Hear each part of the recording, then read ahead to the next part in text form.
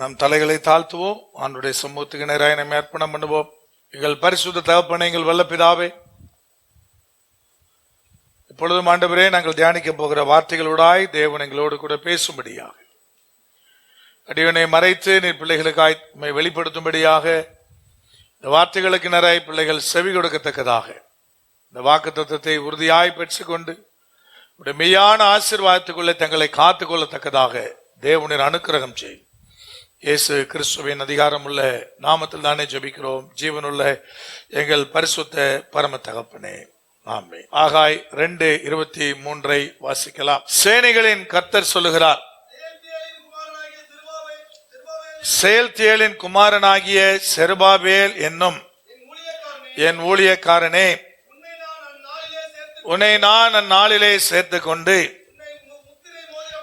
உன்னை முத்திரை மோதிரமாக வைப்பேன் என்று கர்த்தர் சொல்லுகிறார்.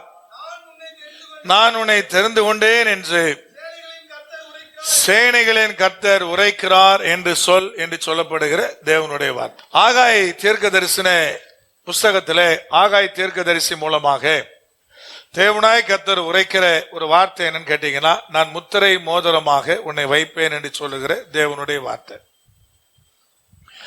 இந்த வாக்குத்தத்தை சொல்லும்போது ஆண்டவரை கர்த்தர் சொல்லுகிறார், அதற்காக நான் உன்னை தெரிந்து கொண்டேன் என்று அந்த பகுதி என்பது சொல்லுகிறது. தேவனாய் கர்த்தர் அழகா தெளிவாய் சொல்றாரு, அதற்காக நான் உன்னை தெரிந்து கொண்டேன். தெரிந்து கொண்ட அந்த பாத்திரங்களுக்கு தேவனாய் கர்த்தர் என்ன செய்கிறான்னு கேட்டீங்கன்னா, முத்திரை மோதிரமாக மாற்றுகிறார். இப்ப முத்திரை மோதிரமாய் மாற்றப்பட வேண்டியதற்கு முதலாவது தெரிந்து கொள்ளுதல் என்பது அவசியமான ஒன்றாயிருக்கிறது. இரண்டாவது சொல்ற, அந்நாளிலே நான் உன்னை முத்திரை மோதிரமாக வைப்பேன் என்று அந்த வசனம் சொல்லுகிறது. எந்நாளிலேனா முழுமையான வெற்றி பெறுகிற, சத்துருக்கள் அழிக்கப்படுகிற அந்த நாளிலே, தேவனாய் கர்த்தர் சத்துருக்கள் எல்லாம் அழித்து ஜெயம் தருகிற அந்த நாளிலே நான் உன்னை முத்திரை மோதிரமாக வைப்பேன் என்பது செருபாபேலுக்கு தேவனாய் கர்த்தராலே உரைக்கப்பட்ட வார்த்தை. அதைத்தான் தேவனாய் கர்த்தர் இன்றைக்கு உங்களுக்கு வாக்குத்தத்தமாக பிரசங்கிக்க வைத்திருக்கிறார் அடியேன. அப்ப தெரிந்து கொள்ளுதல் என்கிற ஒரு தெரிந்து கொள்ளுதலுடைய அடிப்படையில தேவனாய் கர்த்தர் முத்திரை மோதிரமாக வைக்கிற அந்த ஆசீர்வாதத்தை குறித்து பேசுகிறார். இந்த வார்த்தை உங்க எல்லாருக்கும் நன்றாகவே தெரியும். நிறைய வாக்கு தத்தங்களை நம்ம வேதத்துல பார்க்கிறோம். ஆனா இதெல்லாம் சுதந்திரித்திருக்கிறோமா என்பது ஒரு மிகப்பெரிய கேள்விக்குறிதான். நான் உங்கள்கிட்ட ஏற்கனவே சொல்ற மாதிரிதான், டெய்லி ஒரு 100 வாக்கு தத்தம் வருது வாட்ஸ்அப்ல. அதெல்லாம் நம்ம வாழ்க்கையில் நிறைவேறுச்சுன்னா நீங்க தான் அம்பானி அதானியா இருப்பீங்க. பூமிக்குரிய பிரகாரமா அம்பானி அதானியா மாற முடியல. ஏன்னா அவ்வளவு வாக்குத்தத்தை டெய்லி பாக்குறீங்க. டெய்லி வருது வாட்ஸ்அப்ல, திறந்தாலே குபுன்னு அது கொட்டுது. அப்படிதானே? இல்ல ஆவிக்குரிய வாழ்க்கையில பார்த்தா நீங்க தான் உலகத்திலே பெரிய தீர்க்கதரிசியா இருப்பீங்க அந்த வாக்குத்தத்தெல்லாம் நிறைவேறுச்சுன்னா.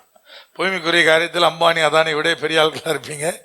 ஆவிக்குரிய காரியத்தில் நீங்க தான் பெரிய தீர்க்கதரிசியா இருப்பீங்க. ஆனா அப்படிலாம் ஒண்ணும் நடந்த மாதிரி இல்லை. அதனால வாக்குத்தத்தங்கள்லாம் ஈஸி தான் வர்றது. தூக்கி வாக்குத்தத்தங்களை அப்படியே அட்டையா பிரிண்ட் பண்ணி வீட்டுல தொங்க போடுறதும் ஈஸி தான், எல்லாமே ஈஸி தான். ஆனா சுதந்திரிப்பது என்பது தேவன் கற்றுக் கொடுக்கிற நடைமுறையினுடைய அடிப்படையாய் கொண்டது என்பது நீங்க மறந்துடக்கூடாது.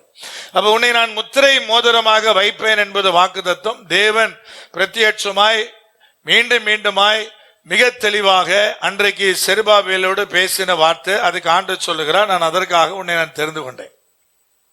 இரண்டாவது சொல்றார், அந்த குறிப்பிட்ட நாள் வரும்போதுதான் நீ முத்திரை மோதிரமாய் இருப்பதை குறித்து நீ அறிந்து கொள்ளுவாய் என்பது தேவனாய் கர்த்தர் அங்கே சொல்ற வார்த்தை. முத்திரை மோதிரம் என்ன பிரதர், கையில ஜம்முன்னு ஒரு முத்திரை மோதிரத்தை மாட்டிட்டு சுத்துறதா? மிக தெளிவாக ஆண்டவராய் கர்த்தர் அழகா சொல்றாரு, அவருடைய கரத்தினுடைய முத்திரை மோதிரமாக, அதாவது அதிகாரம் பெற்றவனாக. ராஜாக்களுடைய முத்திரை மோதிரம் என்ன பண்ணுச்சு? அவங்க என்னென்ன அரசாணை பண்றாங்களோ அதுல அந்த மோதிரத்தை வச்சு என்ன செய்வாங்க? சீல் பண்ணுவாங்க. அது ஒரு அதிகாரமிக்க ஒன்றாக, அப்படிப்பட்ட அதிகாரமிக்க ஒன்றாக அது காணப்பட்டது. அந்த மோதிரத்தோட சீல் இருந்தா என்ன அர்த்தம்னு கேட்டீங்கன்னா, அது நிறைவேற்றப்பட வேண்டிய உத்தரவுன்னு அர்த்தம். கர்த்தர் அப்படி உன்னை நான் ஒரு அதிகார பலன் உள்ளவனாக நான் உன்னை மாற்ற விரும்புகிறேன் என்பது தேவனாய் கர்த்தர் சொல்ற வார்த்தை. அதற்கு அவசியம் என்ன பிரதர்? தேவனுடைய தெரிந்து கொள்ளல். தேவனுடைய தெரிந்து கொள்ளல். சரிங்க, தேவனுடைய தெரிந்து கொள்ளுதல் வந்தவுடனே ஆண்டவராய் கர்த்தர் என்ன செய்யறாரு பிரதர் அப்படி கேட்டீங்கன்னா, அவனோடு பேச ஆரம்பிக்கிறார். மொத்தமே 2 அதிகாரம் தான் ஆகாய தீர்க்க தரிசன புஸ்தகம். சமகாலத்தில் எழுதப்பட்டது ஆகாயும் சகரியா தீர்க்க தரிசன புஸ்தகமும். இடிந்து கிடக்கிற ஆலயத்தை கட்டும்படியாக தேவன் தீர்மானித்த முக்கியமான பணிக்காக தேவன் 2 தீர்க்கதரிசிகளை தெரிந்து கொண்டாரு. ஒருவர் வயதானவர், ஒருவர் இள வயது. அதான் 2 தீர்க்கதரிசிகளும்.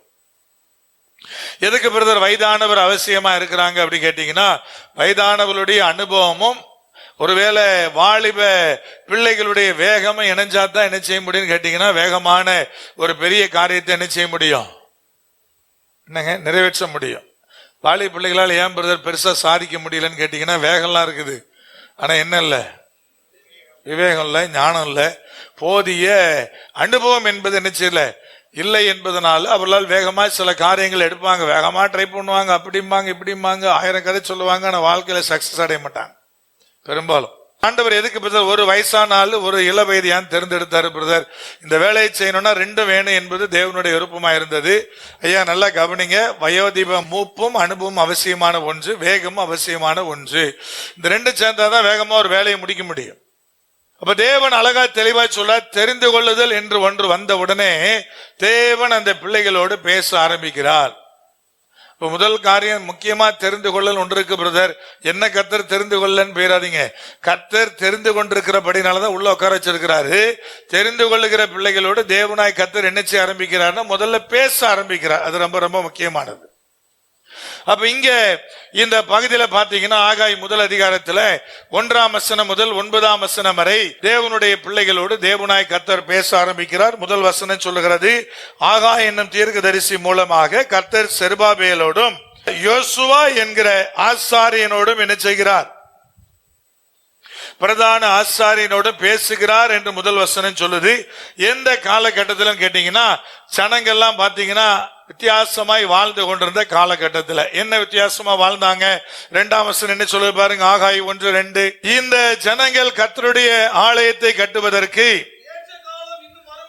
ஏற்ற காலம் இன்னும் வரவில்லை என்கிறார்கள் என்று சேனைகளின் கர்த்தர் சொல்லுகிறார். ஏற்ற காலம் வரவில்லை என்று அந்த ஜனங்களா சொல்லிட்டு இருந்தாங்க. எப்பன்னு கேட்டீங்கன்னா, இது நீங்க நல்லா விளங்கி கொள்ளணும்னா 2 நாளாகமத்தின் புத்தகம் கடைசி அதிகாரத்தையும் எஸ்ராவின் புத்தகத்தையும் சேர்த்து வாசிக்கணும். ஆண்டவராய் கர்த்தர் புறஜாதி ராஜாவை எழுப்புகிறார். ஒரு பெரிய பணிக்காக ராஜாவை எழுப்பி அவனோடு கூட இடைப்பட்டு, ஐயா அங்கே சிதிலமடைந்து கிடக்கிற நொறுங்கி கிடக்கிற ஆலயத்தை கட்ட வேண்டும் என்கிற ஒரு பெரிய தீர்மானத்தை கொடுத்து என்ன பண்றாரு கேட்டீங்கன்னா, ஜனங்களை அதற்காக ஆயத்தமாக்குறார். இஸ்ராயேல் புத்தகம் சொல்லுது, பொண்ணு பொருளாம் கொடுக்கப்படுது, அதை எடுத்துட்டு போறதுக்கு காவலாளிகள் கொடுக்கப்படுறாங்க. அப்ப அங்க இருக்கிற ராஜா சொல்றார், ஜனங்கள் இடத்துல என்ன சொல்றாருன்னா, ஐயா நீ ஆலயத்தை கட்டுறதுக்கு எல்லாரும் கிளம்பணும், எல்லா தேவனுடைய பிள்ளையும், ஒருவேளை நீ போகலன்னா நீ பொன்னையும் பொருளையும் கொடுத்து விடணும்னார். அது யார் சொன்னது பிரதர்? இந்த ஆலயத்தை கட்டுவதற்காக தேவன் திட்டமிட்ட காலத்தில் உரைக்கப்பட்டது.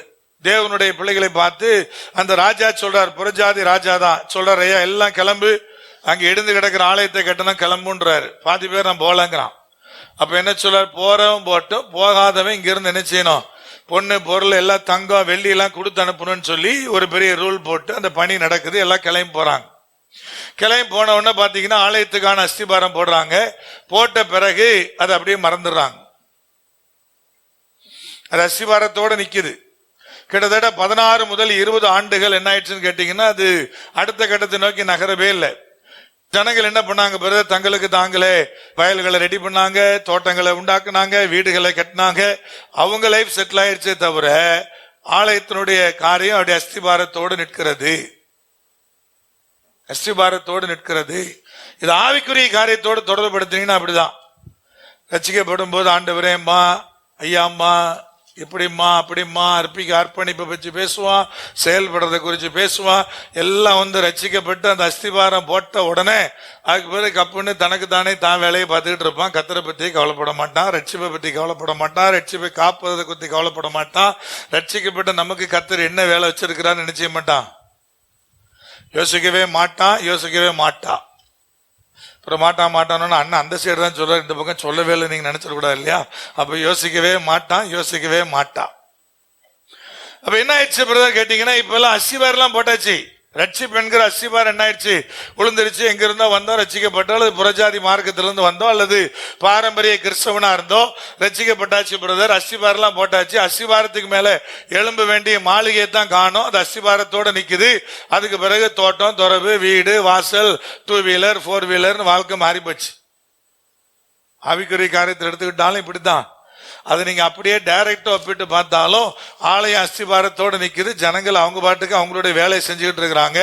அப்பதான் ஆண்டவராய் கர்த்தர் இறங்கி உள்ளோடு கூட பேசுகிறார். இது காலம் அல்லன்னு சொல்றான். அங்க அஸ்திபாரம் போட்டு நிக்கிறியா பாதியில, ஆனா அந்த உணர்வே இல்லை, மேல கெட்டணும்னு உணர்வே இல்லை, ஆனா இது காலம் அல்லன்றான். இது கடைசி நாட்களா பிரதர்? ஆமா, கடைசி நாட்கள் என்பது அறிகுறி எல்லாம் பெருகிட்டே இருக்குது இல்லையா? வார் நடந்துகிட்டு இருக்குது, ஆனால் நமக்கு உணர்வு இல்லை. இது கடைசி காலம் என்கிற உணர்வு என்ன செய்யல? நீங்க ஏதாவது புரியுதா இல்லையா? உணர்வு இல்லை. அப்ப ஜனங்களுடைய பேதமை, ஜனங்களுடைய முட்டாள்தனம் சொல்லுது இது கடைசி காலம். ஏன்னா ஜனங்கள் அப்படிதான் இருப்பாங்க, சுயநலமா தான் இருப்பான், அவன் பறந்து சிந்திக்கிற அளவு திராணி இருக்காது, அப்படியெல்லாம் வேதம் சொல்லுது. முட்டாள்லாம் அதிகமாயிட்டே இருக்கிறான், முட்டாள்கள் அதிகமாவாங்கள பிரதர்? பைபிள் அப்படிதான் சொல்லுது. கடைசி காலத்துல ஒன்னை யோசிக்காத முட்டாள் ஜாஸ்தியா இருப்பான். தன்னையும் தன்னை சார்ந்த கூட்டத்தை தவிர அவனுக்கு வேற ஒன்ன குறிச்சு என்ன இல்லையான்னு கேட்காதீங்க, எல்லாம் புரியும், ஆனா அவன் சுயநலமா செயல்படுவான். சுயநலம் என்பது அங்குதான் வெளிப்படுது. தற்பிரியர்கள், நான் இது சார்ந்திருக்கிறேன்ப்பா, அதனால இதுக்கு நான் முட்டு கொடுப்பேன், நான் அந்த பாட்டுக்கு பக்தன், அதனால அவனுக்கு நான் முட்டு கொடுப்பேன். விளங்கிட்டா இல்லையா? அவர் எப்படி வேணா வாழ்த்து போறது, நான் அந்த பாட்டை டெய்லி கேட்கிறேன், நான் முட்டு கொடுப்பேன்னு ஒரு கூட்டம் இருக்கு இல்லையா? இதெல்லாம் சுயநலமான கூட்டம், தன்னை சார்ந்தவர்களை தூக்கி பிடிக்கிற கூட்டம். யார் எது செஞ்சாலும் தப்பா ரைட்டா அதை குறித்தெல்லாம் விவாதிக்காத கூட்டம். இதெல்லாம் என்ன அடையாளம் பிரதர்? கடைசி காலத்தில் இருக்கிற என்பதனுடைய அடையாளம். நடக்கிற வார், அங்கே டெய்லி பட்டாசு வெடிக்கிற மாதிரி ஆகி போச்சு. அங்கே இருக்கவன அப்படியே பழகிடுச்சுன்னு நினைக்கிறேன். நேற்று அங்கே பட்டாசு வெடிச்சு, இன்னைக்கு இங்கே பட்டாசு வெடிச்சுன்ற மாதிரி அவன் வாழ்க்கை போயிட்டு இருக்கு. நம்மகிட்ட வெடிச்சதுன்னா நம்மகிட்ட வெடிக்கும்போது பார்த்துக்கிடுவோங்கிற லெவலில் போயிட்டு இருக்கு. விளங்குதா இல்லையா? கடைசி காலம். அப்ப தேவன் என்ன சொல்ல வர? அப்போ உணர்வு வரல. ஐயா எல்லாத்தையும் அஸ்திவாரம் போட்டது அப்படி நிக்குதே, இது காலம் அல்ல, இன்னும் கொஞ்ச நாள் போகட்டும் அப்படி எப்படி சொல்ல முடியுங்கிற ஒரு கேள்வி இருக்கு இல்லையா? அப்படிதான் அந்த ஜனங்கள் இருந்தாங்க. அப்ப தேவனாய் கர்த்தர் பேச ஆரம்பித்தார். என்ன பேசினாரு? ஆண்டவர் அந்த ஜனங்கிட்ட உணர்த்தாம இருந்தாரா? இல்ல, உணர்த்தினார். நீ சேர தவறியா, அதை பாதியில விட்டுருக்கிற, அஸ்திவாரம் போடப்பட்டு நிக்குது, நீ அதை கட்டி முடிக்கணையா என்று தேவன் பேசாம இருந்தாரா? அல்லது தங்களுடைய செயல்பாடுகள் மூலமாக அவற்றை உணர்த்தாம இருந்தாரா? கிடையவே கிடையாது, உணர்த்திட்டு தான் இருந்தார். ஏன் தடைபடுது என்பதை காமிச்சுக்கிட்டு தான் இருந்தார். எல்லாரும் செய்கிற எல்லா காரியமும் சக்சஸ்ஃபுல்லா மாறுறது இல்லைல்ல. எல்லாரும் செய்யற தொழிலும் ஆசீர்வாதம் மாறிடு தானே. பல கோடி இன்வெஸ்ட் பண்ணப்பட்டவனே இன்னைக்கு காணும்.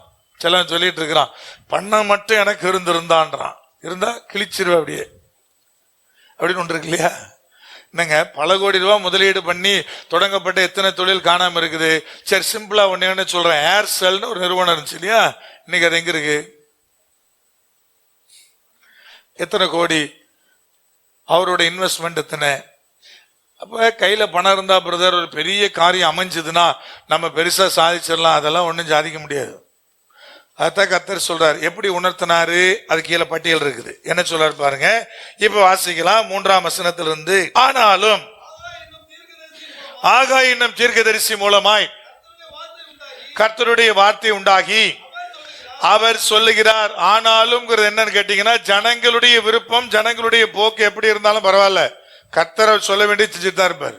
ஆனாலும் அப்புறம் அடுத்தது, இந்த வீடு பாழாய் கிடக்கும் போது நீங்கள் மச்சு பாவப்பட்ட உங்கள் வீடுகளில் குடியிருக்கும்படியான காலம் இதுவோ? இப்போதும் சேனைகளின் கர்த்தர் சொல்லுகிறார், உங்கள் வழிகளை சிந்தித்து பாருங்கள். நீங்கள் திரளாய் விதைத்தும் கொஞ்சமாய் அறுத்து கொண்டு வருகிறீர்கள். நீங்கள் புசித்தும் திருப்தியாகவில்லை, குடித்தும் பரிபூரணம் அடையவில்லை. நீங்கள் வஸ்திரம் உடுத்தியும் ஒருவனுக்கும் குளிர் விடவில்லை. கூலியை சம்பாதிக்கிறவன் பொத்தலான பையிலே போடுகிறவனாய் அதை சம்பாதிக்கிறான். முதல்ல சொன்னாரு, நிறைய விதைச்சான கொஞ்சம் தான் அறுத்தனார். இந்த வசனத்தை முடிக்கும் போது சொன்னாரு, சம்பாதிக்கிறவன் பொத்தலான பையில போடுறான். முதல்ல சொன்னது சம்பாத்தியம், அறுவடை. கடைசியா சொன்னது சேமிப்பு. நீங்க ரெண்டு சேர்ந்ததாங்க வாழ்க்கையில் ஆசீர்வாதம். சிலவனுக்கெல்லாம் எத்தனை 1000 ரூபாய் சம்பளம் வந்தாலும் அடுத்த மாசம் அவனுக்கு சம்பளத்துல பிரச்சனை வந்தா பிச்சை தான் எடுப்பான். உங்களை குத்துற மாதிரியே இருந்துச்சுன்னா நீங்க தான் திருந்திக்கணும். 2 வருஷமா கர்த்தர் ஆசீர்வதிச்சு பணத்தை கொடுத்திருப்பாரு.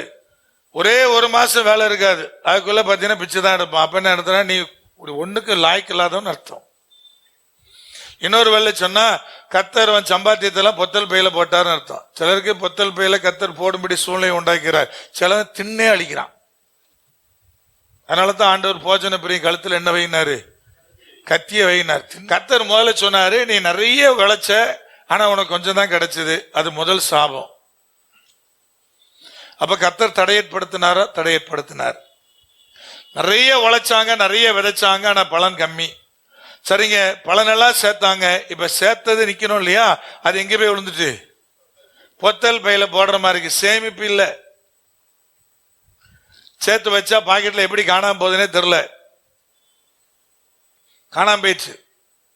இதெல்லாம் என்ன அர்த்தம் பிரதர்? இதெல்லாம் ஒருவேளை உங்க வாழ்க்கையில இருந்தா என்ன அர்த்தம் தெரியுமா? கத்தர் உங்ககிட்ட ஏதோ ஒண்ணு பேச விரும்புறான்னு அர்த்தம், ஏதோ ஒண்ணு உணர்த்துறான்னு அர்த்தம். அந்த உணர்த்த வேண்டிய காரியத்தை உணர்த்திட்டு இருக்கிறார், பேச வேண்டிய காரியத்தை பேசிட்டு இருக்கிறார், அப்பே விழிச்சுக்கன்னு அர்த்தம். அப்போ அந்த ஜனங்களுக்குள்ள விழிப்பே இல்லை. 20 வருஷம் அதே பாடிலே இருக்கிறான், அதே உபத்திரவத்திலே இருக்கிறான். இது இன்னும் ஆழமா அடுத்த அதிகாரத்துல பேசினார். இப்ப இதுல என்ன சொல்றாரு பாருங்க, பொத்தல் பை. அப்புறம் அடுத்து என்ன சொல்றாரு பாருங்க, உங்கள் வழிகளை சிந்தித்து பாருங்கள் என்று சேனைகளின் கர்த்தர் சொல்லுகிறார். 9ஆம் வசனம், அதிகமாய் வரும் என்று நீங்கள் எதிர்பார்த்தும் ஏதோ கொஞ்சம் கிடைத்தது, நீங்கள் அறுத்து வீட்டுக்கு கொண்டு வந்தும். பிசாசெல்லாம் ஊதல, யார் ஊதுனா? கர்த்தர் சொல்றார், நான் அதை ஊதி போடுகிறேன்.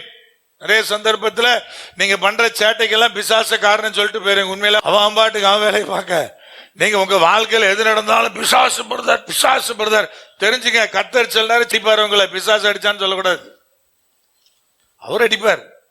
இப்ப என்ன சொல்ற, நான் தான் ஊதுனேன்றாரு. ஒரு சம்பாத்தியம் இல்லாம ஏன் வெறுமையா இருக்கிறது தெரியுமா?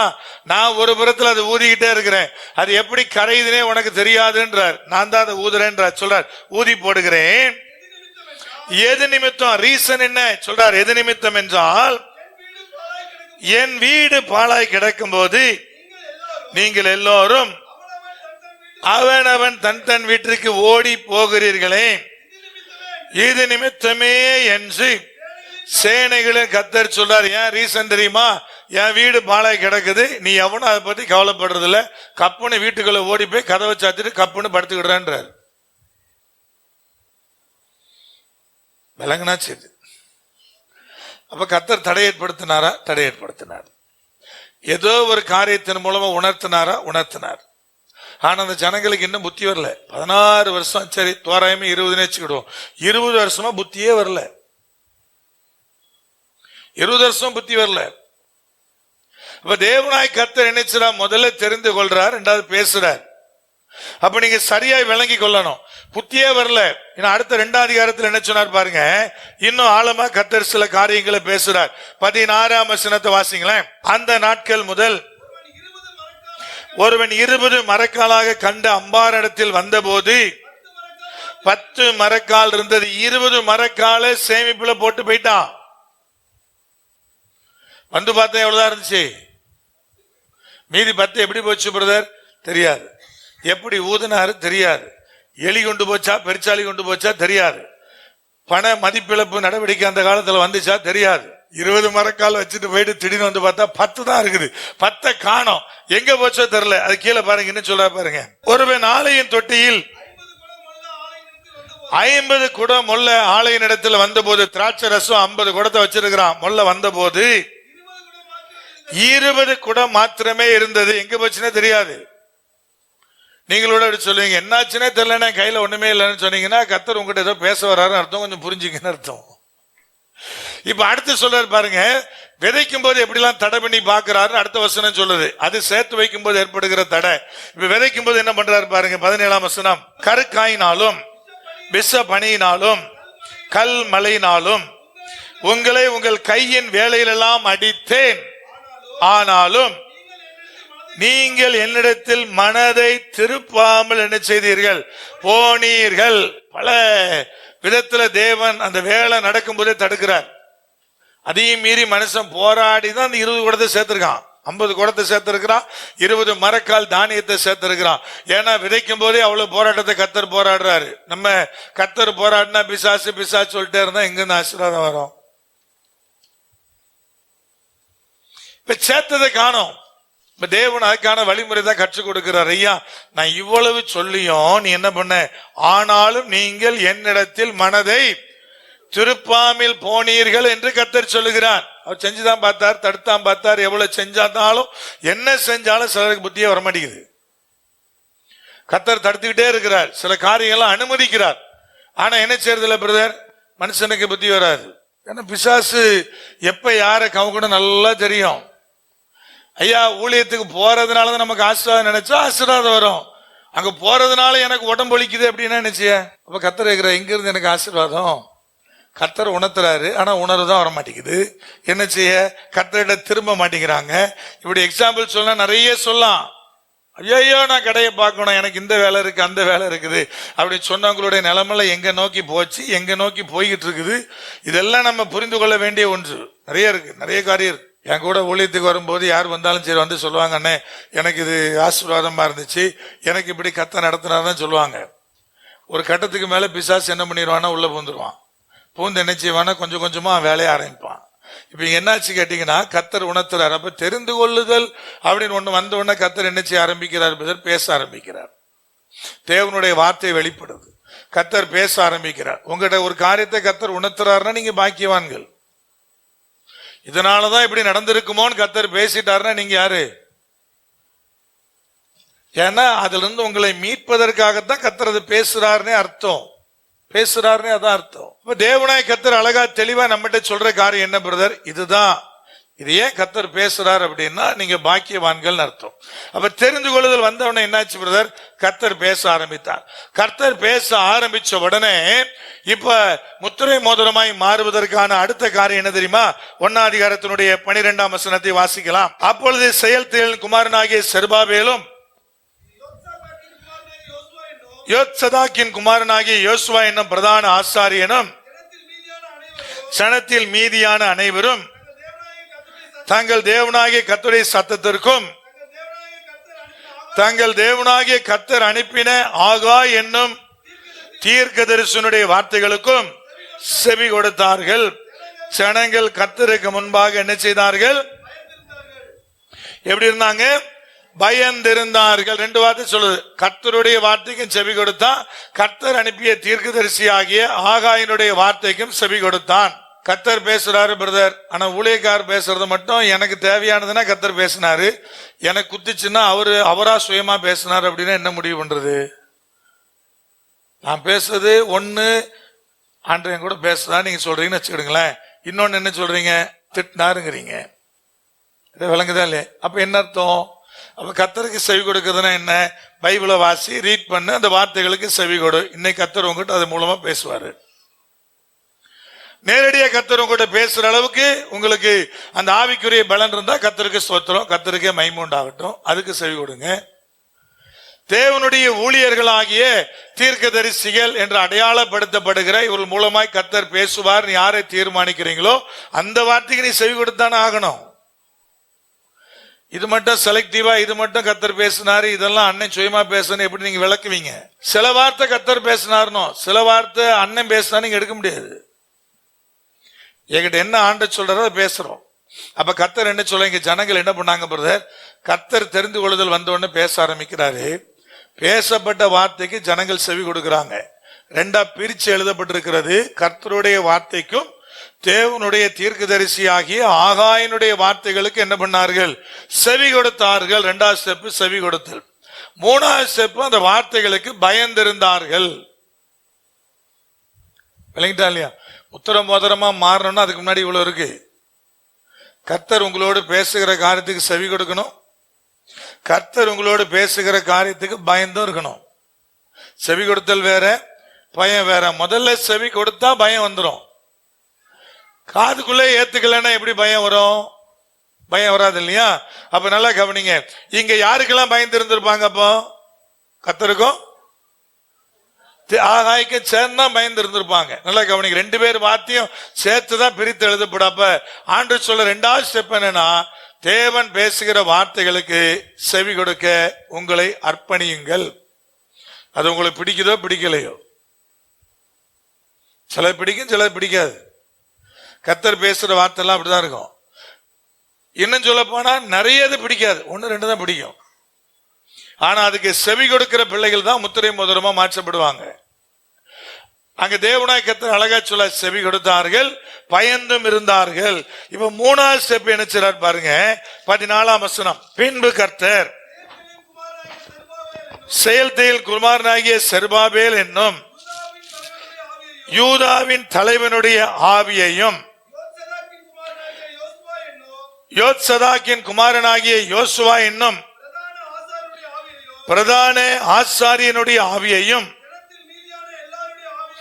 சனத்தில் மீதியான எல்லாருடைய ஆவியையும் எழுப்பினார். அவர்கள் வந்து தேவனாகிய சேனைகளுடைய கர்த்தரின் ஆலயத்திலே வேலை செய்தார்கள். 3வது ஸ்டெப் கர்த்தர் ஆவி எழுப்பினார் என்று போடப்பட்டிருக்கிறது. ஜனங்கள் எல்லாம் செவி கொடுத்தாங்க, பயந்திருந்தாங்க. 3வது ஸ்டெப் போட்டிருக்குது, அவருடைய ஆவிகளை தேவனாய் கர்த்தர் எழுப்பினார். அது என்னங்க ஆவிகளை எழுப்புதல்? பிலிப்பியர் 2ஆம் அதிகாரத்தினுடைய 13ஆம் வசனத்தை வாசிக்கலாமா? ஏனெனில் தேவனே தமது தயவுள்ள சித்தத்தின்படி விருப்பத்தையும் செய்கையும் உங்களில் உண்டாக்குறவராய் இருக்கிறார். ஆண்டவராய் கர்த்தர் உங்களுக்குள்ள உருவாக்குறாராம் விருப்பத்தை, செய்கைய. அவர் சொல்ற விருப்பம் செய்கை என்பதை கேட்டா, ஆண்டவருக்காக நீங்கள் எவ்விதமாய் செயல்பட வேண்டும் என்கிற விருப்பம் அந்த செய்கையை உண்டாக்குறார். ஆண்டவர் தான் உருவாக்கினார். அதனால நேற்று தியேட்டருக்கு போயிட்டு வந்தேன்னு சொல்லக்கூடாது. எனக்குள்ள ஆண்டவர் அப்படி வாஞ்சி வைத்தார். நேற்று நண்பர்களோடு தியேட்டருக்கு போய் பாதி பேர் அப்படி இருக்கிறான். அப்ப கர்த்தர் சொல்ற விருப்பம் செய்கைனா என்ன பிரதர்?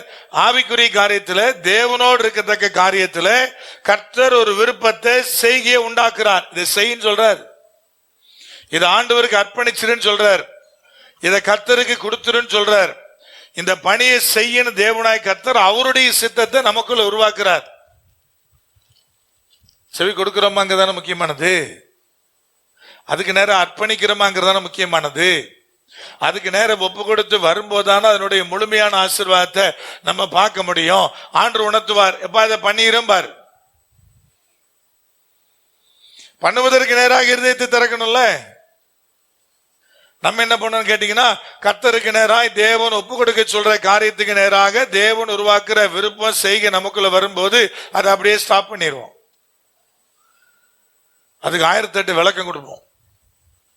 அதேபடி இதெல்லாம் ஆண்டருக்கு தெரியாதா? இப்ப இந்த நகையை கொண்டு ஆண்டருக்கு கொடுத்துட்டோம்னா என் பொண்ணு வாழ்க்கை பாதிக்கப்படும் கர்த்தருக்கு தெரியாதா? இதெல்லாம் சேர்த்து வச்சுதான் நான் இந்த காரியத்தை செய்ய முடியும். அப்படின்னா பல காரியங்களை, பல திட்டமிடுதல வேற வேற ஒன்னோடு ஒப்பிட்டுக்கிட்டே இருப்போம். இப்ப என் பிசினஸ்க்கு எவ்வளவு தேவைன்னு கர்த்தருக்கு தெரியாதா? அந்த தேவை இருக்கும் போதுதான் ஆண்டவர் வந்து ஒன்னு சொல்லுவார், இதை பண்ணுன்னு. சில நேரம் அவரே உங்களுக்குள்ள பேசுவார், அல்லது வெளியிலிருந்து சில காரியத்தை கேட்க வைப்பாரு. கேட்க வைப்பாரா பிரதர்? ஆமா, பைபிள் வசனம் சொல்லுது. இப்போப்பா அங்க ஒரு வீட்டுல கழுதையும் கழுதை குட்டி ஆகிய மரியும் கட்டி இருக்கும். அவன்கிட்ட போய் கேளு, என்ன கேளு, யாருக்கு வேணும்னு கேளும் பாரு. ஆண்டவர் கேட்கிறாருப்பா, ஆண்டவருக்கு வேணும்னு கேளு, அவன் கொடுப்பான் பாரு. கேட்டுதானே?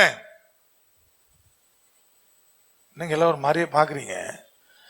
அப்ப இந்த கழுதை குட்டியாக வச்சிருக்கிற அந்த எஜமானுடைய உள்ளத்துல தேவன் செய்கை விருப்பத்தையும்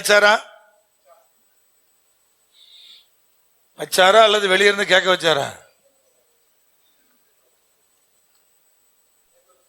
கேட்க வச்சாரு. கரெக்டா புரிஞ்சுக்கணும். ஆண்டவர் உள்ளத்துக்குள்ளே செய்கை விருப்பத்தை வைப்பாரு பிரதர். அப்படின்னா என்ன பண்ணிருக்கணும்? கழுதையுடைய ஓனர்கிட்ட போய் ஆண்டவர் என்ன பண்ணிருக்கணும், இப்படி கொண்டு போய் கொடுப்பான்னு சொல்லியிருக்கணும் இல்லையா?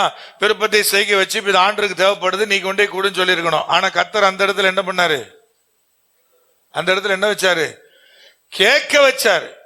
அப்ப ஒண்ணு கர்த்தர் யாரையாவது அனுப்பி கேட்டாலும் ஒப்பு கொடுக்க தெரியணும், அல்லது அவரா உள்ளத்துக்குள்ளே செய்கையை உண்டாக்காலும் செய்ய தெரியணும். இது ரொம்ப ரொம்ப முக்கியமானது. அது எப்படி கேட்பாரு பதன்னு கேட்க கூடாது, கேட்க வச்சாரு. ஓ மேல் வீட்டறையில என்ன பண்ணு, ராப்போஜனத்துக்கான திருவிருந்துக்கான அந்த ஆயத்த பணிகளை செய்வதற்கு ஒருத்தன் போய் கேளுன்னாரு.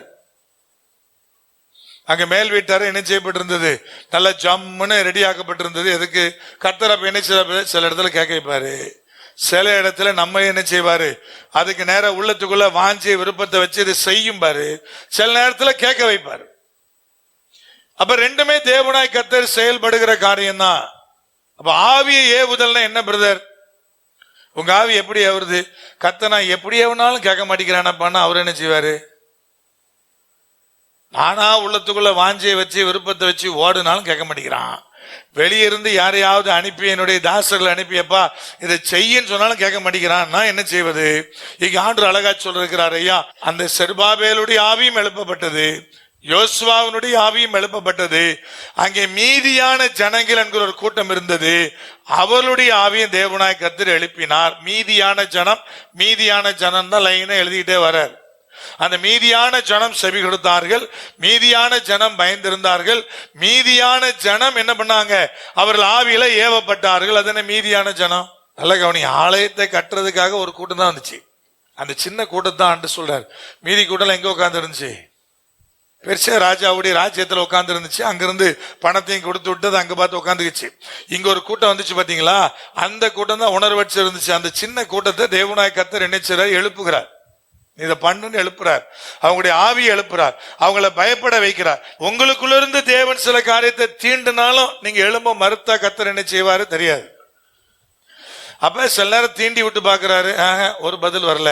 சில நேரம் வெளியிலிருந்து ஒரு அழுத்தத்தை கொடுத்து எனக்கு இது தேவையா இருக்கிறது, இந்த காரியத்துக்குள்ள வாணி யாராவது ஒரு ஊழியக்காரர் மூலமா தீர்க்கதரிசி மூலமா கர்த்தர் பேசுறாரு. அப்போ என் காது அடைச்சிருக்குன்னு சொல்லக்கூடாது. அப்படின்னு என்ன பிரதர், கர்த்தர் அப்படியே இருப்பா, நான் என்ன பண்ணுமோ நான் பண்றேன், நீ உழைப்புக்கு நேரம் கற்காய் வரும், கடும் பனி வரும், கல்மழை பெய்யும், நீ விவசாயம் பண்ணி அழகா நீ உனக்கு அப்படி விளையும் போது கல்மழை பெய்யும், பயிர் முளைக்கும் போது கடும் பனி பெய்யும். கடும் பனிக்கு கல்மழைக்கு என்ன வித்தியாசம்? பயிர் முளைச்சு எழும்பி வருது இல்லையா, அப்ப நல்ல கடும் பனி பெஞ்சதுன்னு என்ன ஆயிரும், அது முளையிலே கருகிரும். கர்த்தர் அப்பெல்லாம் உனக்கு என்ன செய்யும் பிரதர், கடுமையான பனி அனுப்புவேன், அதுல ஒன்னு ரெண்டு தப்பி இப்பி முளைச்சிரும், முளைச்சு அதை அழகா கனி கொடுக்கும் போது கல்மழை அனுப்புவேன்றாரு. கட்டான்னு நல்லா பூத்து அந்த குறும்பல் பிடிக்கிற நேரத்துல, பிஞ்சு பிடிக்கிற நேரத்துல கல்மழை பெஞ்சா என்ன ஆகும்? எல்லாம் ஊந்து போயிடும் இல்லையா. கர்த்தர் இதெல்லாம் அழகா சொல்லிதான் தேவன் சொல்ற, இதெல்லாம் நடக்குயா, இவ்வளவு தடைகளை ஏற்படுத்துவேன், அதுக்கு நடுவுல என் ஜனம் எழும்பணும் தேவனாய் கர்த்தர் எதிர்பார்க்கிறார். என்ன சொல்றாரு பிரதர்? நான் ஆவியை தூண்டுவேன். அது உள்ள இருந்து நீங்க தூண்டப்படுவீங்க, வெளியில இருந்து தூண்டப்படுவீங்க. அப்ப மூணாவது ஸ்டெப் என்ன பிரதர்? ஆண்டவர் தேவனுடைய பிள்ளைகளுடைய ஆவியை தூண்டுகிறார். எதுக்கு பிரதர்? முத்திரை மோதிரமாக நீங்கள் வைக்கப்பட தேவன் நினைச்சார், தூண்டுறார். இப்ப நாலாவது நினைச்சார் பாருங்க, 2ஆம் அதிகாரத்தினுடைய 4ஆம் வசனம். ஆனாலும் செருபாபேலே நீ திடன் கொள் என்று கர்த்தர் சொல்லுகிறார். நீ திடன் கொள், தேசத்தின் எல்லா ஜனங்களையும் நீங்கள் திடன் கொள்ளுங்கள், வேலைகளை நடத்துங்கள் என்று கர்த்தர் சொல்லுகிறார். நான் உங்களுடனே இருக்கிறேன் என்று சேனைகளின் கர்த்தர் சொல்றார். மூணாவது என்ன சொல்ற கேட்டா திடன் கொள்ளுங்கள்ன்றார். ஏன் திடன் கொள்ளணும் பிரதர்? அவ்வளவு காரியங்களை நடப்பிக்கும் போது எதிர்ப்பு எழும்புன்றார், அது அவ்வளவு ஈஸி இல்லைன்றார். அதுக்குதான் திடன் கொள்ளுங்கள் சொல்ல பார்த்தீங்கன்னா, ஆனாலும் திடன் கொள்ளுங்கள். அப்ப என்ன திடன் கொள்வதற்கு மாறாய் நடந்தது? ஜனங்கள் நிறைய காரியத்தை பேசினாங்க. நிறைய சந்தர்ப்பத்துல நெகட்டிவா பேசப்படுகிற காரியம் தான் என்ன ஆகும் கேட்டீங்கன்னா, நம்ம திடனற்று போக பண்ணும். ஒரு காரியம் முக்கியமா போய் செய்யும் போது இது உருப்படாதுமா ஒருத்தன். இங்க என்ன சொன்னாங்க பிரதர்? ஜனங்கள் மூலமாக திடனற்று போகும்படியான சூழ்நிலை வந்துச்சு. 3ஆம் வசனம் என்ன சொல்லுது பாருங்க. இந்த ஆலயத்தின் முந்தின மகிமையை கண்டவர்களில் உங்களுக்குள்ளே மீந்திருக்கிறவர்கள் யார்? இப்பொழுது இது உங்களுக்கு எப்படி காண்கிறது? அதற்கு இது உங்கள் பார்வையில் ஒன்றுமில்லாதது போல் காண்கிறது அல்லவா? அப்படி அந்த கூட்டத்துக்குள்ள முந்தின ஆலயத்தினுடைய மகிமை கண்ட ஒரு கூட்டம் இருந்துச்சு. அது இதெல்லாம் அப்படிச்சு. இதை விளங்குது இல்லையா? முந்தின ஆலயம் யார் கட்டினது? சாலமோன் கட்டினார். அது எப்படி கட்டினாங்க? தங்கம் வெள்ளி எல்லாத்தையும் வச்சு பயங்கரமா கட்டினாங்க. அதை கண்டவனுக்கு மற்றது எப்படி தோணும்? இதெல்லாம் ஒரு சர்ச்சா அப்படிமால? எங்க ஊர்ல தெரியுமா எவ்வளவு பெரிய கோபுரம் தெரியுமா? அதுல அடிக்கிற மணி லண்டன்ல இருந்து வந்துச்சு தெரியுமாம்பா. எங்க அவனை தாங்க ஆண்ட சொல்றாரு. நல்லா கவனிங்க.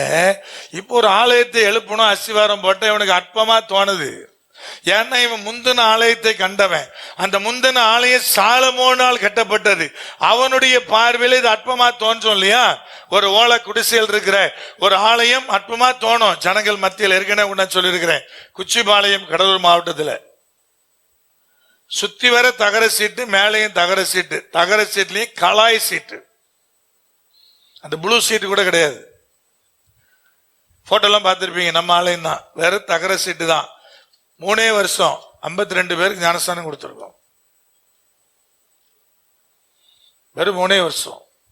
நல்ல பெரிய கோபுரத்தில் லண்டன் மணி வச்சு அங்க டிங்கு டிங்கு டிங்குன்னு அடிச்சுக்கிட்டு இருக்கிறவனுக்கு இதை பார்த்தா எப்படி தோணும்? நக்கலா தோணுமா? இதெல்லாம் ஒரு ஆலயம் ஐயா அப்படிமா இல்லையா? ஓ 151 இதுவும் இருக்கான்னு கேட்பான் நம்மளை பார்த்து. இதெல்லாம் வச்சு நீ கணக்கில் சேர்த்துருக்கேன்னு அப்படி கேட்பான் இல்லையா? ஆனா 3 வருஷத்துல 52 பேருக்கு ஞானஸ்தானம் கொடுத்துருக்கும்ல. ஏதாவது புரியுதா புரியலையா? அப்ப அவன் பார்வையில அது அற்பமானது. இப்ப திடன் கொள்ள வேண்டிய எதுக்கு பிரதர்? இங்க ஆண்டு அதான் சூழ்நிலை வந்து என்னன்னா, முந்தின ஆலயத்தை பார்த்த ஒரு கூட்டம் இருக்குது. அதனுடைய பார்வையில இதெல்லாம் ஆலயமான்னு தோணுது. ஏன்னா சாலமோன் அப்படி கட்டி வச்சிருந்தார், தாவீது அதற்கான அவ்விதமாய் சபதரித்து வைத்திருந்தார். இல்ல, சாலமோனுக்கு வாழ்க்கையில கஷ்டமே இல்லாம வாழ்ந்த ஒரு ராஜானா சாலமோன் மட்டும்தான். இல்ல, டேய் நீ கட்ட வேண்டாண்டா ஆலயத்தை, உன் மகன் தான் கட்டுவான்னு ஆண்டு சொன்னா கூட பரவாயில்ல ஆண்டவரே, என் மகன் கட்டட்டும், பட் நான் சேர்க்கறதெல்லாம் நான் சேர்த்து வச்சிடறேன்னு தாவீது. அப்ப ஆலயம் கட்டுறதுக்கும் சேர்க்க வேண்டியதில்லை, ஒண்ணுக்கும் சேர்க்க வேண்டியதில்லை. அவ்வளவு ஜாலியா எல்லாத்தையும் என்ன பண்ணாரு? சாலமோன் நிறைவேற்றினாரு. அப்ப தாவீது சபதரித்து சாலமோனால் கட்டப்பட்ட ஒரு மகிமையான பெரிய தேவாலயத்துக்கு முன்பதாக இதெல்லாம் அப்படி தோணா பார்த்தீங்களா? அவன் என்னெல்லாம் பேசியிருப்பான்னு எடுத்துடும் கணக்குல. அப்படியெல்லாம் பேசும்போது என்ன உண்டாகுது பிரதர்? வசனம் தெளிவாக சொல்லுகிறது, ஒரு மனமடிவு, மனச்சோர்வு உண்டாகிறது. இப்ப அதுக்கு தான் ஆண்டு சொன்ன திடன் கொள்ளுங்கள். திடன் கொள்ளுங்கள் வார்த்தையை உடனே சொல்ல என்ன சொன்னான்னு கேட்டீங்கன்னா, ஐயா நீ என்ன பண்ண கேட்டீங்கன்னா, ஒவ்வொருத்தருக்கா சொல்ல, செருபாவேலே நீ திடன் கொள், யோசுவாவே நீ திடன் கொள், மீதியான ஜனங்களே நீங்க என்ன செய்யுங்க? திடன் கொள்ளுங்கள். இந்த இடத்துல 3 இடத்துல ஆண்டு சொல்ல திடன் கொள் திடன் கொள். அப்படின்னு ஆண்டு என்ன சொல்ல வர்றாரு? தனித்தனியா சொல்றாரு, திடன் கொள் திடன் கொள். இந்த வார்த்தையெல்லாம் காதுக்குள்ள ஏத்துக்காதேன். சில நேரத்துல சில அற்பமாய் மனுஷனால் பார்க்கப்படுகிற, அற்பமாய் பேசப்படுகிற ஒருத்தனால எழும்ப முடியாது. அவனுக்கு அது பெரிய மனமடிவா இருக்கும். பேச்சுதான் ஒரு மனுஷனை மனமடிவாக்கும், காயப்படுத்தும். அப்ப என்ன ஆகுது பிரதர்? அவ்வளவுதான், எழும்ப முடியாது. எவன் வார்த்தையும் காதுல கேட்காத, என்ன மட்டும் பாரு, நீ திடன் கொள் என்கிற வார்த்தை. அப்ப முத்திரை மோதிரமா மாறுவது அவ்வளவு ஈஸி இல்ல. அதுக்கு முன்னாடி இவ்வளவு போராட்டத்தை கிடக்குறாங்க. திடன் கொள்ளுங்கள். இப்ப எஸ்ராயின் புஸ்தகத்திலிருந்து ஒரு 3 வசனங்களை உங்களுக்காக நான் வாசிக்கிறேன். 3ஆம் அதிகாரத்தை திருப்புங்க, அதுல இருக்கிற 2-3 வசனங்கள். அப்பொழுது யோசதாக்கின் குமாரனாகிய எஸ்ராவும் அவன் சகோதரனாகிய ஆசாரியரும் செருபாபேலும் அவன் சகோதரரும் எழும்பி தேவனுடைய மனிதனாகிய மோசே நியாயப்பிரமாணத்தில் எழுதியிருக்கிறபடி சர்வாங்க தகன பலிகளை பலியிடும்படிக்கு இஸ்ரவேலுடைய தேவனுக்கு பலிபீடத்தை என்ன செய்தார்கள்? கட்டினார்கள். அவர்கள் தேசத்தின் ஜனங்களுக்கு பயந்ததினால் பலிபீடத்தை அதன் ஆதாரங்களின் மேல் ஸ்தாபித்து அதன் மேல் அவர்கள் கர்த்தருக்கு அந்தி சந்தி சர்வாங்க தகன பலிகளை செலுத்தினார்கள். இந்த ஆலயெல்லாம் எழும்புறதுக்கு முன்னாடி பலிபீடத்தை கட்டுறாங்க. அதுல அழகான ஒரு வார்த்தை போட்டிருக்கு பாருங்க, அவர்கள் தேசத்தின் ஜனங்களுக்கு பயந்ததினால். பலிபீடத்தை எங்க கட்டினாங்களாம்? எது மேல? ஆதாரங்களின் மேலே கட்டினார்கள். அப்படின்னு என்ன அர்த்தம்? இப்ப பலிபீடத்தை வேற இடத்துல கொண்டே கட்டினாங்கன்னு வைங்களேன், அல்லது பெருசா கட்டலாம்னு நினைச்சாங்கன்னு வைங்களேன், உடனே சொல்லுவான், ஐயோ எங்க முன்னோர் மூதாதையர்லாம் எங்கதான் பலியிட்டாங்கம்மா. என்னங்க என்னாச்சு? ஜனங்களுக்கு பயந்ததுனால ஏற்கனவே பலிபீடம் கட்டின ஆதாரம் இருக்குமா, அதுக்கு மேல மடியும் கட்டுறான். ஏன்னா வேற இடத்துல கட்ட முடியல, ஏன்னா ஜனங்கள் மேல பயம். ஏன்னா ஒன்னொன்னுக்கு ஒண்ணு சொல்லுவான், என் முன்னோர் இங்கதான் பலியிட்டாங்கம்மா, இங்கதான் கத்தர் இறங்கினாருமா, இதனாலதான் கத்தர் கேட்டாருமா, மாத்தி ஒரு இடத்துல கட்டிட்டேன்னா அதனாலதான் கத்தர் இறங்கலாமா. நீங்க இந்த காலத்துல தான் பிரச்சனை நினைச்சுக்காதீங்க, அந்த காலத்திலே இவ்வளவு பிரச்சனை இருந்திருக்கு. ஜனங்களுக்கு பயந்ததுனால அந்த பழைய ஆதாரத்துக்கு மேலே பலிபீடத்தை புதுப்பிச்சுட்டாங்க, அவ்வளவுதான். ஏன்னா புதுசா உன்னை கட்டினா அந்த இடம் சரியில்லைம்மா. பண்றதெல்லாம் இவன் சாட்டையா இருக்கும். ஆனா என்ன சொல்லுவான்? கர்த்தரை குறை சொல்லுவான். எனக்கு மட்டும் ஏன் நடக்குதும்மா, எனக்கு மட்டும் ஏன் அப்படிமா. பண்றதெல்லாம் இவன் சாட்டையா இருக்கும். அந்த இடத்துல மட்டும் நம்ம ஜெபம் பண்ணியிருந்தோம்னா கர்த்தர் உடனே கேட்டுருப்பாருமா. இருக்கு இல்லையா? என்னங்க வருஷத்துக்கு ஒருக்கா எப்படி ஆகிலும் இந்த வியாபாரிகள் கூடத்துக்கு போயிட்டு வந்துட்டா வியாபாரம் கொளுத்திரும். நான் ரொம்ப வருஷமா போயிட்டு இருக்கேன் தெரியுமா அப்படின்னா ஒருத்தர் என்கிட்ட, உங்களுக்கு வேணா அவர்கிட்ட சொல்லி குருசாயம் பட்டம் வாங்கி தரேன். என்ன 18 வருஷம் போனா அங்க பேட்டி கட்டிட்டு போனா குருசாமி இருக்கு இல்லையா, அதே மாதிரி உங்களுக்கு வேணா ஒரு குருசாயம் பட்டம் வாங்கி தரேன் அப்படின்னு. அங்க போனாதான் பிரதர் அதான் ஆண்டு சொல்றாரு. இவன் திருந்தே மாட்டான். அந்த ஜனங்களுக்கு பயம் வந்ததுனால செருபாபேல் என்ன பண்றாரு பிரதர், ஏற்கனவே இருக்கிற ஆதாரத்துக்கு மேல பலிபீடத்தை உண்டாக்கிட்டு வச்சுட்டார். ஏன்னா மாத்தினா வேற ஒரு கதை சொல்லுவான், எல்லாத்துக்கும் ஒரு கதை வச்சிருப்பான், எல்லாத்துக்கும் ஒண்ணு வச்சிருப்பான். அப்ப தேவனாய் கர்த்தர் என்ன சொல்றாரு பிரதர், அந்த இடத்துல தான் ஆசீர்வாதம் இருக்கா? பைபிள் ஆண்டு ஒரு நாள் அப்படி இடத்தை மையப்படுத்தினதே இல்லையே. அவர் பலிபீடத்தை கட்டும் போது கூட எப்படி கட்ட சொன்னார் தெரியுமா?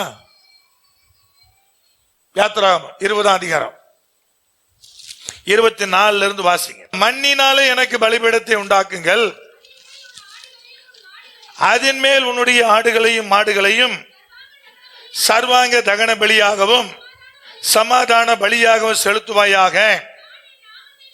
நான் என் நாமத்தை பிரஸ்தாபப்படுத்தும் எந்த ஸ்தானத்திலும் உன்னிடத்துல வந்து உன்னை ஆசீர்வதிப்பேன். அது எந்த இடமா இருந்தாலும் அங்க வருவேன்ட்டார். அப்படிதானே சொல்லியிருக்காரு? அவரே இடத்த சொல்லியிருக்காரா? அவர் இடத்த சொல்லல. ரெண்டாவது, மண்ணினால ஏன் உண்டாக்க சொன்னார் தெரியுமா? ஒரு 5 வருஷமோ 10 வருஷமோ கழிச்சு போய் பார்த்தா அந்த இடமே கண்ணுக்கு தெரியாது. அதுதான் மண்ணில் உண்டாக்க சொன்னார். புழுதி, காத்து, வனாந்தரம், ஜனங்கள் நடந்து போன இடம்லாம் எப்படி இருந்துச்சுன்னு தெரியும் உங்களுக்கு. இஸ்ரவேல் ஜனங்கள்லாம் அங்கெல்லாம் திரும்ப போய் அந்த இடத்தை தேடி என்ன செய்ய முடியாது, கண்டுபிடிக்க முடியாது. அதுதான் மண்ணில பண்ண சொன்னார். கல்லு வச்சு கட்டணும் என்ன செய்யணும், அதுக்கும் ஆண்டவர் சொன்னார் அடுத்த வசனத்துல, எனக்கு கல்லினாலே பலிபீடத்தை உண்டாக்க வேண்டுமாகில் அதை வெட்டின கல்லுகளினால் கட்ட வேண்டாம், படிகளால் அதன் மேல் ஏறவும் வேண்டாம். ஆண்டு என்ன சொல்ல தெரியுமா? ஒரு படி கூட எனக்கு பலிபீடம் உயரம் இருக்கக்கூடாதுங்கிறார். கல்லுல கட்டு நினைக்கிறியா, உளிய வச்சு செதுக்கூடாது. அங்க கிடக்கிற சின்ன சின்ன கல்லை பிறக்கிதான் நீ கட்டிக்கிடணும். ஒரு ஸ்டெப்பு கூட நீ என்ன செய்யக்கூடாது, அந்த பலிபீடத்து மேல நீ ஏறக்கூடாது. அப்படின்னு என்ன அர்த்தம்? பலிபீடத்துடைய உயரம் அவ்வளவுதான் இருக்கணும்ன்றார், தரையோடு இருக்கணும்ன்றார், மண்ணினாலே உண்டாக்கணும்ன்றார். ஏன் சொல்றார் தெரியுமா? திரும்ப வந்தீங்கன்னா அந்த இடத்த நீ தேடி கண்டுபிடிக்க முடியாது. நீ என்னை பிரஸ்தாபப்படுத்துகிற எந்த இடத்துல நான் வந்து உன்னை ஆஸ்வதிப்பேன், இந்த இடம் கிடையாது. ஆண்டது அழிஞ்சு போன்னு நினைக்கிறாரு. கல்ல பிறக்கி வேணா அடிக்கன்றார், ஒரு மட்டத்துக்கு மேல வரக்கூடாதுன்றார். வனாந்தரத்துல போய் பாத்தீங்கன்னா அப்படி அடிக்கிட்டு போனீங்கன்னா அடுத்து ஒரு பெரிய காத்து வீசுனா என்ன ஆயிரும், அந்த கல்லெல்லாம் மூடிரும். கர்த்தர் ஏன் சொல்றாரு பிரதர், நான் குறிப்பிட்ட இடத்துல வாசம் பண்றவர் அல்லன்னு சொல்றாரு. எனக்கு அப்படி ஒரு இடம், எனக்கு பர்டிகுலரா ஒரு பிளேஸே கிடையாதுன்றார். நீ மண்ணில் தான் கட்டணும்னு சொல்வது என்னன்னா, நீ கெட்டும் போது அழிஞ்சு போட்டுன்னு சொல்றாரு. ஆனா இஸ்ரவேல் ஜனம் என்ன சொல்லிச்சுன்னா, இல்ல அங்கதான் கர்த்தர் வருவாரு, மோசே அங்கதான் இது பண்ணாரு, இங்க எலியா இங்கதான் பண்ணாரு, எலிசா அங்கதான் பண்ணாரு, அங்கதான் தேவனாய் கர்த்தர் இறங்குவார் சேட்டை பண்ணதுனால அந்த ஜனங்களுக்கு பயந்து ஏற்கனவே இருந்த அந்த ஆதாரத்தின் மேலேயே பலிபீடத்தை கட்டினார்கள். கர்த்தர் அது விரும்புறதில்லை.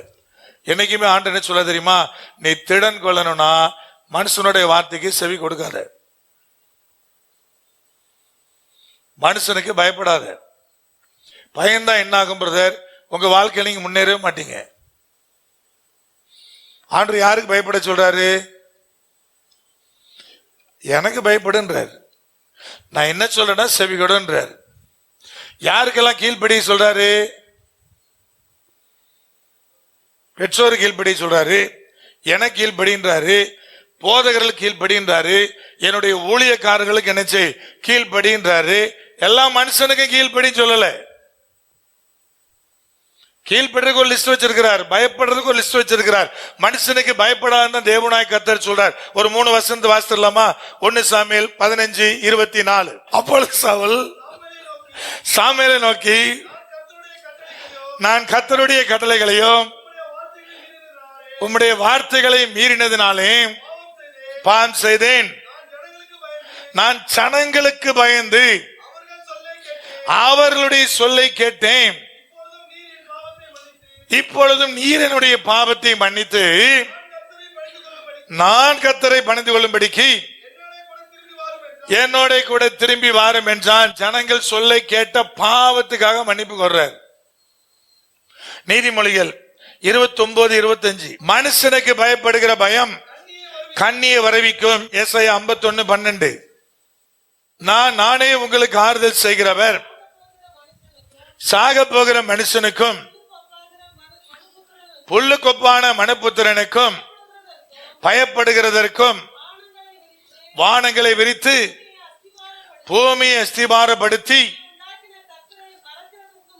என்னை உண்டாக்கின கர்த்தரை மறப்பதற்கும் நீ யார்? ஆண்டவரை கர்த்தர் கேட்கிற, எதுக்கியா மனுஷனை போட்டு அப்படி அவனுக்கு ஏன் பயப்படுறன்றார். யோவான் 12:42-43. ஆகிலும் அதிகாரிகளிலும் அநேகர் அவரிடத்தில் விசுவாசம் வைத்தார்கள். அப்படி இருந்தும் செப ஆலயத்திற்கு புறம்பாக்கப்படாதபடிக்கு பரிசேயர் நிமித்தம் அதை அறிக்கை பண்ணாதிருந்தார்கள். ஜனங்கள் ஏற்றுக்கொண்டாங்க. ஆனா பரிசேயருக்கு பயம். ஆலயத்துக்கு புறம்பாக்கிட்டா என்ன செய்ய? தெரிஞ்சுட்டா என்ன செய்யறது? கர்த்தர் நிறைய அற்புதங்களை செய்யறாரு. ஒரு சகோதரர் சொல்றாரு, ஐயோ எங்க சபையை சார்ந்தவங்க தெரிஞ்சா பிரச்சனை ஆயிரும் பிரதர், ஆர்சி மார்க்கம், அதனால சாட்சியெல்லாம் எடுத்துருங்க. பயம். ஆலயத்துக்கு புறம்பாக்கிடுவாங்கன்னு பயம். இப்படி ஆயிரம் பிரதர் பயம். ஏன் பிரதர்? கல்ற தோட்டத்து அங்கதான் போனேன். கல்ற தோட்டமே எவனுக்கு இல்லடா, புரிஞ்சுக்கடா. ஒரு வெயிட்டிங் கல்ற தோட்டமே கிடையாதுடா, சும்மா கதை விடுறானுங்கடா. இப்ப வேற சபையை சார்ந்தவங்க எல்லாம் செத்து போனா எல்லாரும் அவங்க வீட்டுக்குள்ளேயே வச்சிருக்காங்களா என்ன? எல்லாரும் கல்யாணம் நடக்குது, எல்லார் வீட்லயும் அடக்கம் நடக்குது, எல்லாரும் வீட்டுக்குள்ளேயே வச்சிருக்காங்க. அப்படியே வச்சிருந்தா அரசு மரியாதை கொடுத்து அடக்கம் பண்ணும்.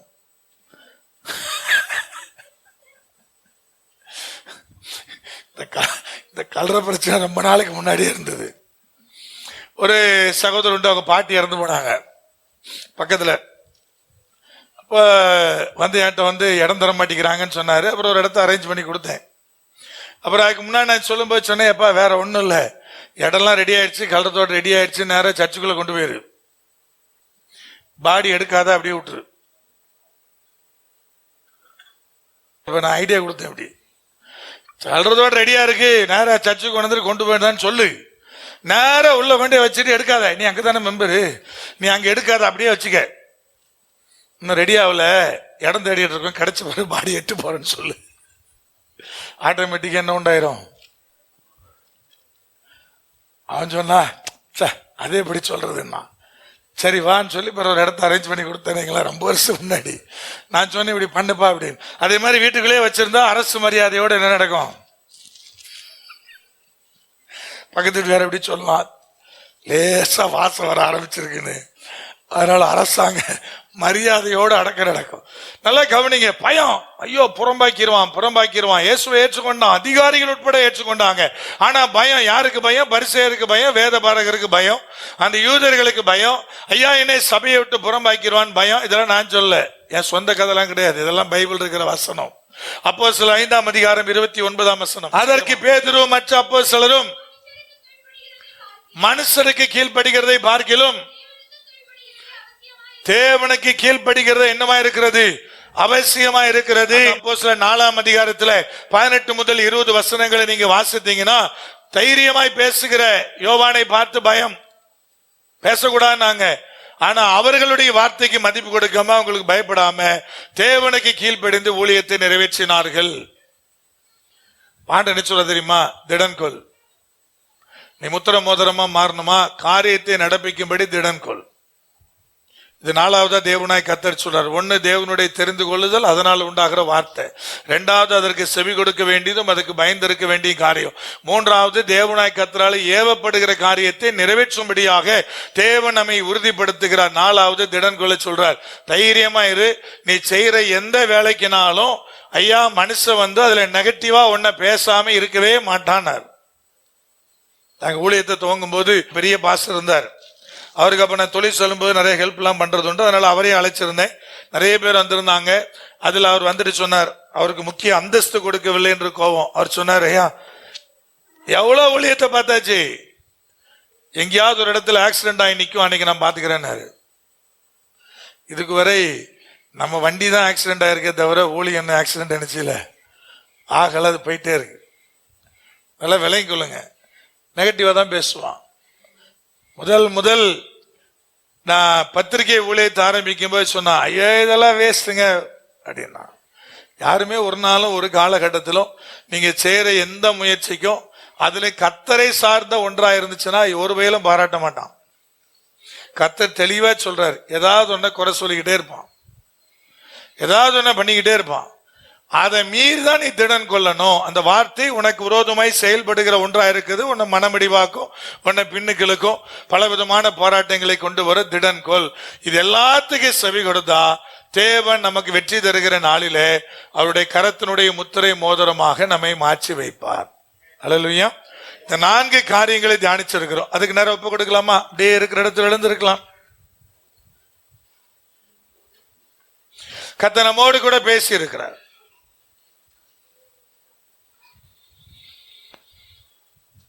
உன்னை முத்திரை மோதிரமாக நான் வைப்பேன், அதற்காக நான் உன்னை தெரிந்து கொண்டேன். புறஜாதி மார்க்கத்தாரிடத்திலிருந்து, பாரம்பரியத்துக்கு அடிமைப்பட்டு கிடக்கிற கூட்டத்திடமிருந்து தேவனாய் கர்த்தர் நம்மை தெரிந்து கொண்டார். உன்னை முத்திரை மோதிரமாக வைப்பதற்காகவே என்னுடைய தெரிந்து கொள்ளுதல் உண்மையில உண்டாயிற்று என்பது தேவன் சொல்ற வார்த்தை.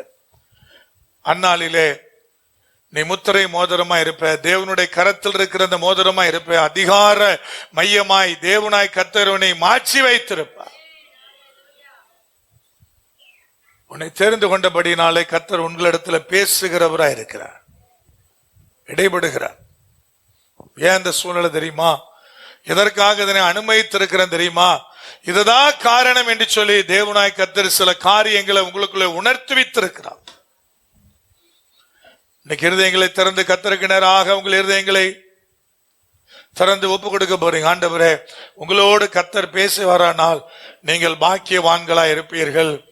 எங்கே நான் சொல்றேன், கர்த்தர் தெரிந்து கொண்ட பிள்ளைகளோடு கூட பேசுகிறார். அந்த பேசுகிற தகப்பன் அதற்கு நேராய் நீங்கள் செவி கொடுக்கும்படி விரும்புகிறார். அந்த ஜனங்கள் கர்த்தருக்கு மாத்திரமல்ல, ஆகாய் தீர்க்கதரிசியினுடைய வார்த்தைக்கும் செவி கொடுத்தார்கள், பயந்திருந்தார்கள். இது நடக்கும் போதுதான் கர்த்தர் உங்கள் ஆவியை ஏவ முடியும். நீங்கள் செவி கொடுக்கிறவர்களாக பயந்திருக்கிறவர்களாய் மாறின பிறகுதான் உங்க ஆவியை கர்த்தர் ஏவ முடியும். அதுக்கு முன்பதாய் வருகிற ஏவுதெல்லாம் பிசாசினால் உண்டாகிற ஏவுதலா இருக்கும். தாவீது ஏவப்பட்டான், ஜனங்களை கணக்கெடுக்கும்படி வேத வசனம் சொல்லுது. ஆனால் யாரால் ஏவப்பட்டான் என்பது ரொம்ப ரொம்ப முக்கியமானது. கர்த்தர் ஏவல, சாத்தானால் ஏவப்பட்டான் என்று வேத பகுதி சொல்லுகிறது. கர்த்தருடைய வார்த்தைக்கு, பேசுகிற காரியத்துக்கு நீங்க செவி கொடுக்க ஆரம்பித்த பிறகு, அந்த வார்த்தைகளுக்கு பயப்பட ஆரம்பித்த பிறகு கர்த்தர் உங்கள் ஆவியை எழுப்புவார். உங்களுக்குள்ளே தேவனாய் கர்த்தர் பேசுவார். ஒன்று, உங்களுக்குள்ளிருந்து தேவனாய் கர்த்தர் அந்த பேசி எழும்பச் செய்வார். இரண்டாவது, யார் மூலமாவது தேவன் உங்களிடத்துல வேண்டியதை அவர் கேட்பார். அது கழுதியா இருக்கலாம், கழுதை குட்டியா இருக்கலாம், அது எதுவா வேணா இருக்கலாம், அல்லது உங்கள் வீட்டினுடைய மேல் அறையாய் கூட இருக்கலாம். நீங்க செவி கொடுக்காம பயப்படாம கர்த்தர் உங்ககிட்ட உங்கள் ஆவி எழுப்ப முடியாது, உங்களுக்குள்ள உறவாட முடியாது. நீங்க பாவத்தில் இருக்கிறவரை, பாவத்தினுடைய உலக மயக்கத்துக்குள் இருக்கிறவரை தேவன் எவ்விதமாய் அவருடைய காரியமாய் உங்களை எழுப்ப முடியும். இன்னைக்கு கர்த்தர் சிந்தித்து பார்த்து உங்களை அர்ப்பணிக்க சொல்லுகிறார். 3வது எழுப்புகிறார். 4வது என் ஜனமே உங்களை பார்த்து சொல்லுகிறார், திடன் கொள், திடன் கொள். அன்றைக்கு முந்தின ஆலயத்தினுடைய மகிமை கண்டு ஜனங்கள் இருந்தார்கள். அவர்களுக்கு முன்பதாய் எழுப்பப்படுகிற தேவனுடைய ராஜ்யம் என்பது அற்பமாய் காணப்பட்ட ஒன்றாயிருந்தது. கர்த்தர் அழகா தெளிவா சொல்றார், ஐயா திடன் கொள், செருபாபேலே திடன் கொள், யோசுவாவே திடன் கொள், என் ஜனமே திடன் கொள். ஒவ்வொருத்தரை தனித்தனியே சொல்றார், திடன் கொள்ளுங்கள், திடன் கொள்ளுங்கள், திடன் கொண்டு காரியத்தை நடத்துங்கள். யோபாட்டுக்கு முன்ன நோக்கி போய்கிட்டே இரு. தேவன் வகுத்திருக்கிற பாதைகளில ஓடிக்கிட்டே இரு. யார் என்ன சொல்றாங்களோ அந்த வார்த்தைகளை கண்ணுக்குள்ள கொண்டு வராத, இருதயத்துக்குள்ள கொண்டு வராத. அந்த வார்த்தைகளை கேன்சல் பண்ணி தூக்கி தூர போடு. அது சில நேரத்தில் சாபத்தின் வார்த்தையா இருக்கும், மனுஷன் சபிக்கிற சபிப்பா இருக்கும். சில நேரத்தில் ஐயா நெகட்டிவா உனக்கு விரோதமாய் பேசுகிற காரியமா இருக்கும். நடக்காது, நடந்தா ஒன்னும் பிரயோஜனம் இல்லை என்று சொல்லுகிற காரியங்களா இருக்கும். ஆனா கர்த்தர் நகர்த்துவார். திடன்கொள், காரியத்தை நடத்து. உன்னை தேவனாய் கர்த்தர் முத்திரை மோதிரமாய் மாற்றுவார். அதிகாரம் படைத்தவனாய், வல்லமை புரிந்தினவளாய் தேவனாய் கர்த்தர் உன்னை நிறுத்துவார். முத்திரை மோதிரமாக தேவனாகிய கர்த்தராலே மாற்றப்படுவீர்கள். எங்கள் பரிசுத்த தகப்பனே, இந்த வார்த்தைகளை கேட்டிருக்கிறேன், என்னோடு இணைந்து ஜெபிக்கிற இந்த பிள்ளைகளுக்குள்ள தேவனுடைய அக்கினியை அனுப்பும்படி நான் ஜெபிக்கிறேன்ப்பா. தகப்பனே, பிள்ளைகள் திடன் கொண்டு காரியங்களை நடத்த, உம்மாலே நடத்தப்பட, உம்முடைய ஆவியினாலே ஏவப்பட, சரியான நிலைகளில் நிலைநிறுத்தப்பட, கர்த்தருடைய ஆசீர்வாதமாகிய ஆண்டவரே மேலான பலனை பெற முத்திரை மோதிரமாய் தேவனாய் கர்த்தராலே நிறுத்தப்பட நேசருடைய பரிசுத்த சமூகத்திலே பிள்ளைகளை தாழ்த்தி ஒப்பு கொடுக்கிறப்பா. இந்த வார்த்தைகளை ஒவ்வொருவர் மீது வைத்து நான் ஜெபிக்கிறேன். சிறு குழந்தை உட்பட பெரியவள் வரைக்கும் இந்த வார்த்தைகளை அவருடைய சிரசின் மீது வைத்து நான் ஜெபிக்கிறேன். தகுதிப்படுத்தும், ஆசீர்வதியும். மேலான காரியத்தை காண தேவனாய் கர்த்தரை நடத்தும். இயேசு கிறிஸ்துவின் அதிகாரமுள்ள நாமத்தில் தானே ஜெபிக்கிறோம் எங்கள் ஜீவனுள்ள பரிசுத்த பரம தகப்பனே. கர்த்தராகிய இயேசு கிறிஸ்துவினுடைய கிருபை, பிதாவாகிய தேவனுடைய அன்பு, பரிசுத்த ஆவியானுடைய ஐக்கியம் இப்பொழுது சதா காலம் உங்கள் அனைவரோடு கூட நித்தியமாய் நிலைத்திருப்பதாக.